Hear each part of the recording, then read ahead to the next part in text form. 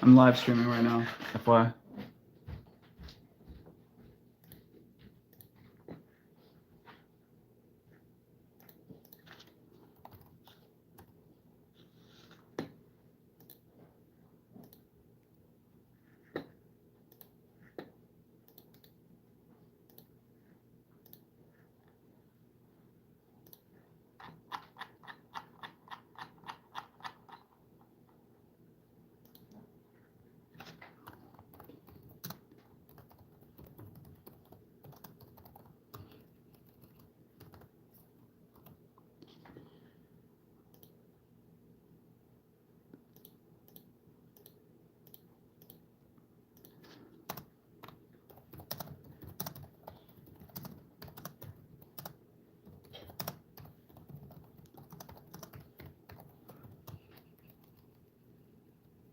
Hey, what's up, buddy? Hey, what's up, buddy?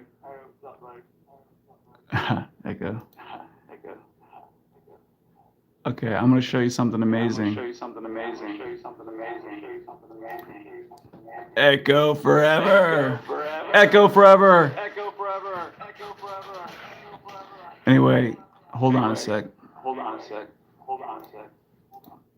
Okay, I'm gonna show you something that's amazing. Okay, do you know why are you here? Do you know me as Gary, the guy who's gonna show you the pattern of primes, or do you know me from basic income and that stuff? I'm gonna show you something that's gonna blow your mind. It doesn't matter. You know that primes have a pattern. I discovered what it is this evening, and it just kind of came to me as a stroke of insight, and I'm going to show you. So here, you have to think of primes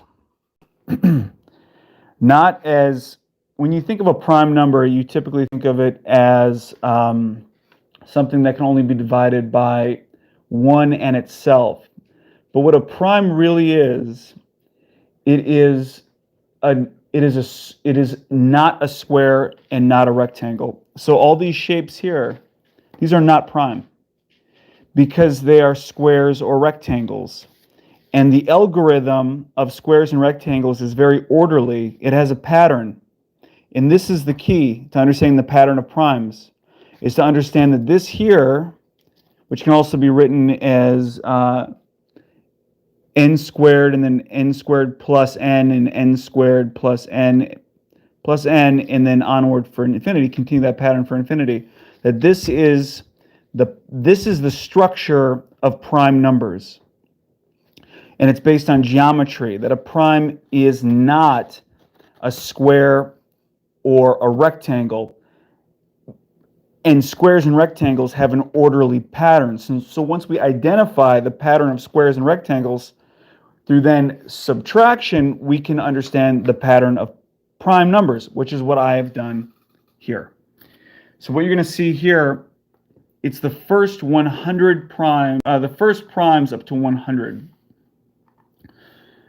And if you look here, I've created them on a heat map. And you're going to think, well, that doesn't look very orderly. It looks very random. When it's black, these black numbers, they correspond up here to the primes.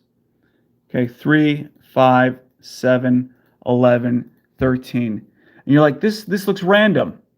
But what you are not seeing is the geometry that has generated this, which is perfectly orderly. And this is what is going to blow people's minds. It is generated by this geometry. I don't want to use black, but let's use blue. And this is the pattern of primes.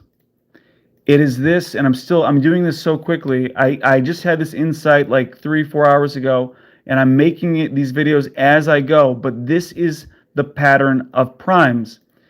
It is incredibly orderly, and once I color it all in, you're going to see for yourself that this is the geometry of the prime numbers. This is the pattern of it. Why did I use yellow there? It's supposed to be this blue. Okay. And I'm going to follow through with this because it's so beautiful. I'm going to follow through with this and finish creating this. But do you see this pattern that's being generated? It's being generated in three-dimensional space, and this is what was always missing. This here, this is the pattern of prime numbers. And don't take my word for it, because you saw at the bottom that it generates a heat map at the bottom that identifies the primes. This is probably history. You're probably looking at history. And you might be like, well, where did this come from? You understand I'm the guy that unified physics, right? I don't know if you realize that. And people, they brush it off and they laugh about it. Oh, I don't think you understand, really. I did. I unified physics. But the problem with that is that it's something that's esoteric, that so few understand it, that so few understood what they were looking at. I thought I was being as clear as possible with unified physics.